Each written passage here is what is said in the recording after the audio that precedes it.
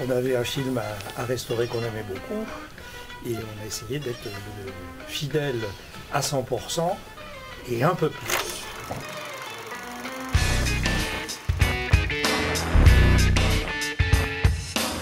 Nous avions le désir, au sein de Pathé, de remasteriser le film Astérix Mission Cléopâtre, parce que film important dans le catalogue Pathé, film culte, film qui a rassemblé 14 millions de spectateurs à sa sortie.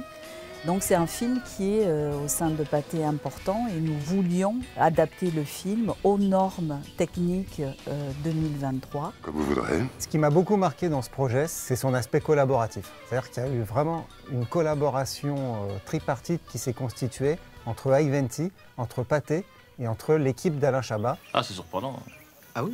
Très en amont, on a discuté tous ensemble sur ce qu'on voulait faire. J'écoute. Pathé nous a fixé des objectifs très précis sur ce qu'ils attendaient en termes de qualité. On s'est fait challenger dans le bon sens du terme et on a pris le temps de faire les choses. En même temps, tu sais, travailler dans l'urgence, ça peut être très intéressant. Hein. La restauration de ce film aura pris l'équivalent de 2 ans à date de réception des premiers éléments jusqu'à leur finition. Ça va être bien. Ça va être très bien même. La restauration d'Astérix Mission Cléopâtre, elle est particulière et exceptionnelle.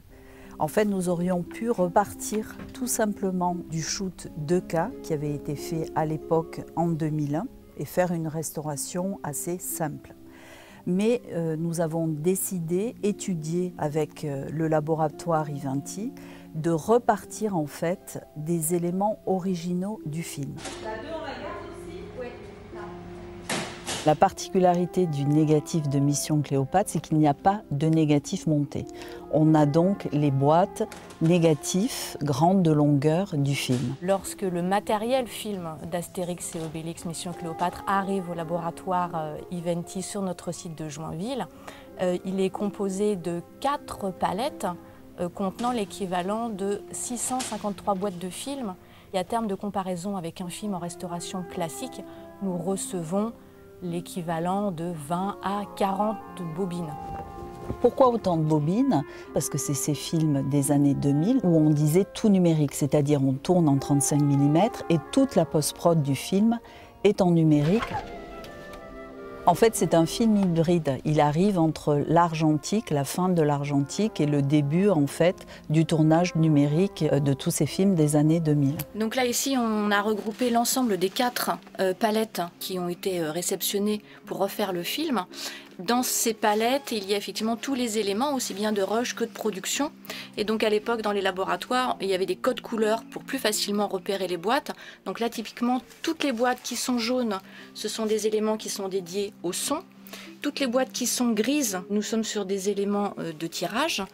Et celles qui nous ont particulièrement intéressés, ce sont les boîtes argentées et les boîtes noires, sachant que les boîtes argentées devaient contenir les rushs, tout compris, et les boîtes noires devaient contenir uniquement les plans qui avaient été sélectionnés pour faire le film. Finalement, lorsqu'on a commencé à ouvrir les boîtes, nous nous sommes rendus compte que les boîtes qui étaient indiquées comme étant les choix pour les grandes longueurs ne contenaient que les prises qui n'avaient pas été retenues. Donc finalement, on s'est retourné sur les boîtes qui étaient argentées, qui se sont avérées, elles, contenir les prises retenues, mais ce qui fait qu'au lieu de scanner les 200 boîtes comme nous avons prévu initialement, c'est l'intégralité de toutes les boîtes qui a dû être numérisée afin de pouvoir refaire le montage du film.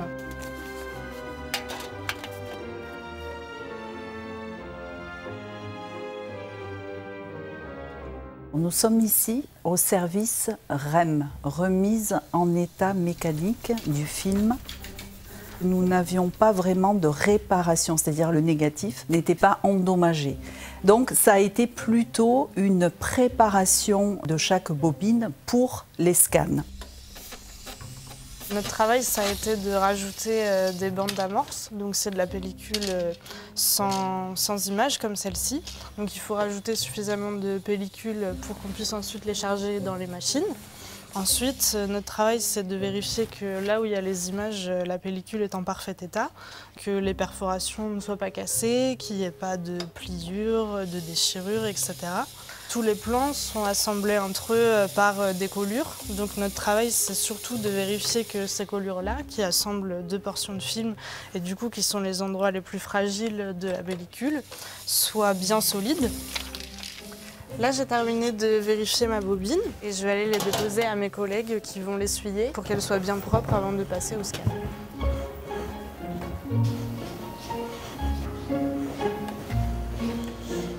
Tiens Nico, pour l'essuyage.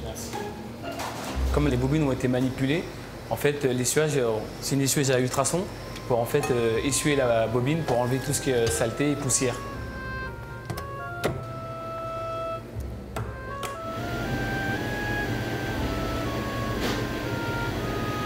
Je viens chercher la boîte pour le scan. Nous avons mis en place un process complet de renumérisation des rushs dans un format basse définition afin qu'un monteur puisse les reconformer au montage qui avait été validé à l'époque. Une fois ce remontage refait, nous avons renumérisé en 4K l'intégralité des rushs nécessaires pour le remontage du film. On a eu la chance de faire de nombreux tests de scan sur différents scanners qu'on a chez iVenty. On a plusieurs marques de scanners. On a scanné les bobines test sur différents scanners. On a fait beaucoup de choses qui nous ont permis d'analyser cette image et d'identifier le meilleur scanner pour ce film. Alors, comment fonctionne le HariScan? Donc, c'est un scanner qui nous permet de scanner les images en 4K. C'est un scanner qui scanne image par image, donc c'est-à-dire que chaque image va être prise séparément, photogramme par photogramme, avec une plaque qui va venir plaquer le film et donc pour avoir l'image la plus stable possible. Nous avons fait différentes calibrations et nous les avons fait avec un format d'image un peu particulier, qui est un format qui s'appelle l'ADX, qui permet en fait d'obtenir la plus grande dynamique possible du signal pour avoir la meilleure qualité d'image possible. C'est un scanner qui fonctionne par programmation, c'est-à-dire qu'on programme tout en amont à travers les informations qu'on appelle les keycodes. Donc c'est des informations qui sont contenues sur les manchettes de la pellicule et qui nous donnent en fait vraiment la place exacte, le positionnement du photogramme sur la bobine. Et moi, je viens lui programmer pour lui dire de venir scanner juste les plans choisis par rapport à l'EDL du monteur. Une des particularités de cette restauration, c'est qu'on a produit 4 étalonnages différents pour le même projet. On a fait un étalonnage HDR cinéma, un étalonnage Dolby Vision Home, donc pour moniteur, un étalonnage DCI P3 pour la projection en salle de cinéma et un étalonnage SDR pour une projection sur télé non HDR. Ce qui fait qu'on a travaillé dans 4 espaces colorimétriques différents et il a fallu adapter notre travail dans chacun de ces espaces colorimétriques. En fait, cette restauration, c'est quand même reprendre un étalonnage complet. En fait, c'est une vraie post-production qu'on fait. Oui, c'est comme si c'était un film frais, quoi. On a eu la chance de travailler avec le chef opérateur du film, que Pathé a contacté. C'était vraiment une bonne initiative. Grâce à Pathé, iVenty et Alain Chabat, j'ai une nouvelle étape sur mon histoire avec ce film.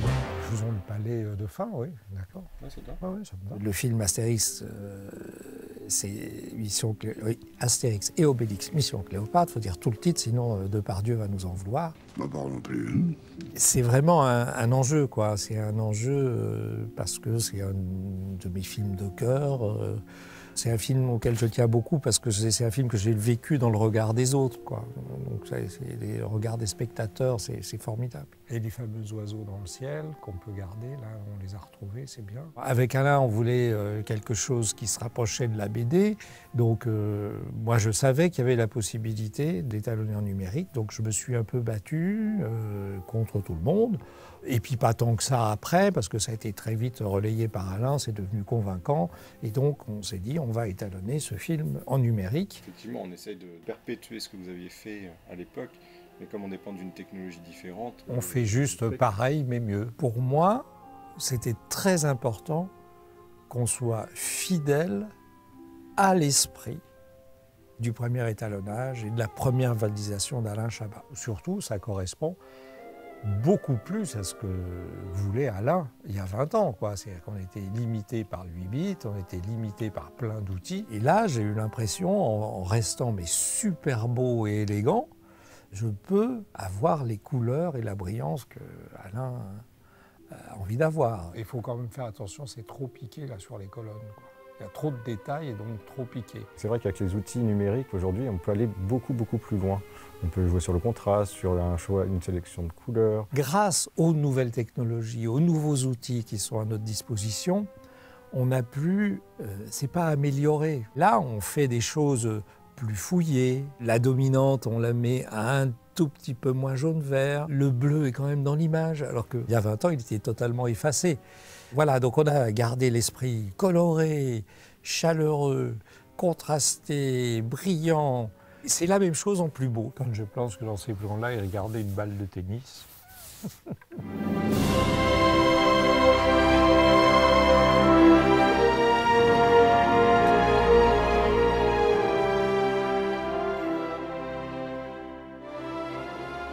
Voici ici la salle dédiée au stockage des DTF du film. Ces DTF, c'est en fait la copie du scan 2K, des trucages qui est sorti en fait du laboratoire Durand-Dubois. Tout ce qui est donc trucages sont ici sur cet élément DTF. Ces DTF, ça a été un problème parce qu'en France, il n'y a aucun endroit pour lire en fait ces DTF. Les machines n'existent plus.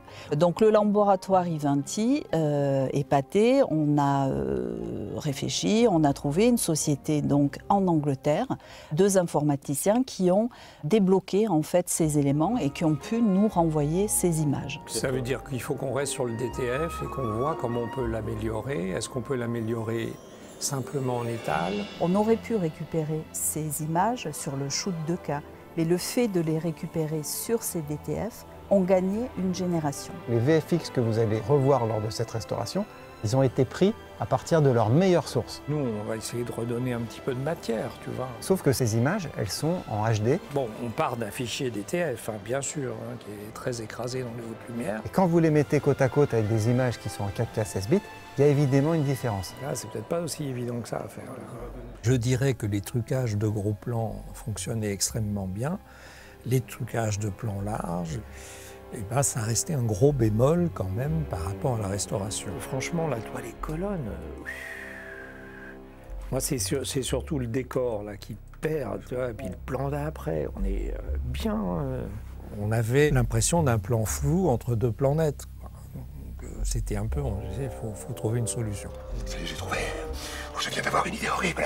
Non, 2, même 3. Oh là là, oh là là, oh là là, j'ai plein d'idées. Oh, je suis trop fort. Pour travailler sur cette harmonisation, on a eu recours à l'intelligence artificielle qui a permis d'upgrader ces quelques images. Et le palais en DTF, il donnait quoi? Oh là. Ah oui, c'est carrément un plan flou, quoi. Et c'est même pas de l'interpo, quoi. Ça, c'est vraiment le DTF. Ivanti a compris l'utilité d'un logiciel d'intelligence artificielle. C'est sûr que le passage par l'intelligence artificielle, c'est génial, quoi. On a été subjugués.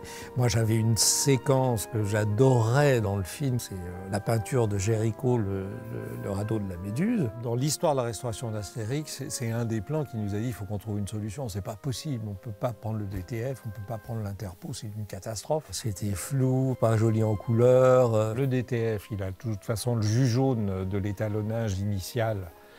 Parce qu'on n'était qu'en 8 bits et que le doré, il était à plat grâce à l'intelligence artificielle. On a eu un fichier à nouveau piqué, à nouveau travaillable en colorimétrie. Là, on a quelque chose de vraiment bien grâce à l'intelligence artificielle et à l'étalonnage derrière l'intelligence artificielle, parce qu'elle n'est pas si intelligente que ça, bien le dire.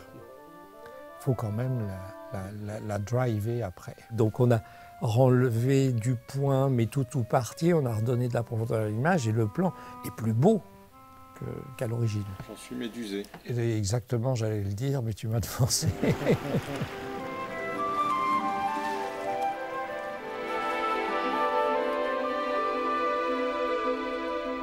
Le son de ce film, il est assez fantastique, il est culte au niveau du montage sonore de ce film. C'est un vrai bijou. Tiens, écoute.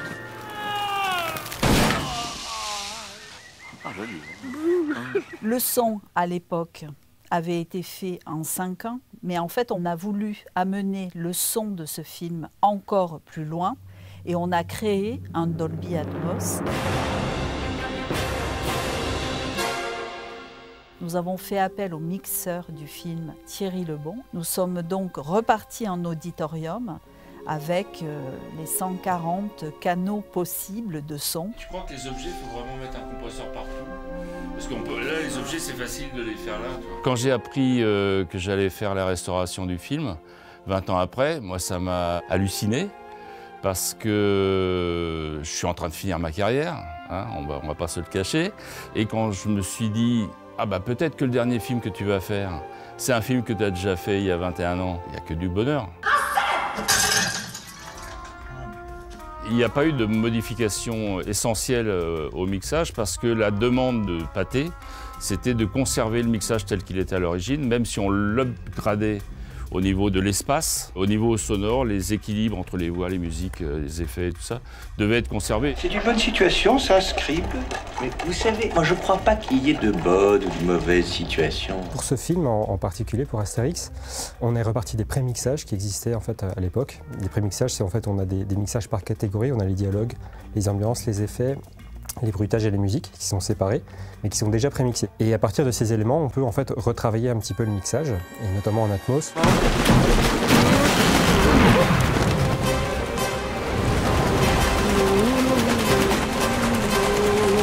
Les prémixages qui existent à l'origine, ils étaient au format 5 points. Le 5 points classique qu'on trouve dans une salle de cinéma, c'est-à-dire qu'on a 3 canaux derrière l'écran, plus 2 canaux à l'arrière, et un canal pour les graves. Ça, c'est le format qu'on trouve classiquement dans beaucoup de salles. Et le format Atmos, lui, ce qu'il amène, c'est qu'en fait, on a des enceintes en plus au plafond, des renforts de graves à l'arrière, qui vont venir épaissir en fait un peu la bande passante qu'on a sur les enceintes arrière. Et surtout, toutes les enceintes surround, qui sont déjà plus nombreuses en fait, toutes les enceintes qui nous enveloppent, sont toutes indépendantes. C'est-à-dire que là, maintenant, on va pouvoir placer les sons beaucoup plus précisément dans l'espace, alors qu'avant, en 5 points, toute la rangée droite, c'était un seul canal, et toute la rangée gauche, c'était un seul canal. Là maintenant, chaque enceinte est indépendante et donc on va pouvoir replacer les choses un petit peu plus facilement dans l'espace.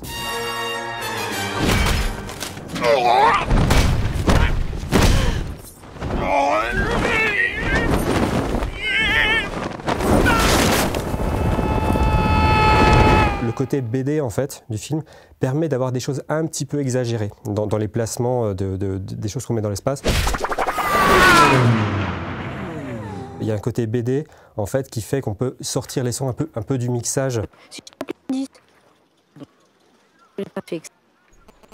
Itinéraire, je te capte plus là. À mesdames et messieurs opérateurs, donc Astérix et Obélix Mission Cléopâtre, en fin de bobine 3, le personnage Itinéris parle, mais il n'y a pas de son. Là, tu me captes? Non, et voilà. Ne pas s'affoler. Ceci n'est pas une anomalie, mais fait partie de la mise en scène. Ça me fait tout le temps en ce moment. Quand le film est sorti, moi je pense que j'étais encore au lycée et ça a été une grande chance pour moi de redécouvrir ce film, mais en y travaillant dessus. C'est à la fois de la restauration et une sauvegarde du patrimoine. Donc c'est formidable. Plein de générations encore rient sur ce film qui est culte et extraordinaire. On a restauré des centaines de films chez Iventi, mais ce projet, Astérix et Obélix Mission Cléopâtre, il est exceptionnel parce qu'on n'est jamais allé aussi loin dans les workflows. C'est toujours très agréable de se sentir utile et de se dire que le film va pouvoir retrouver son public, mais aussi un nouveau public grâce à notre travail. Bon secours. Bravo! Bravo pour la restauration.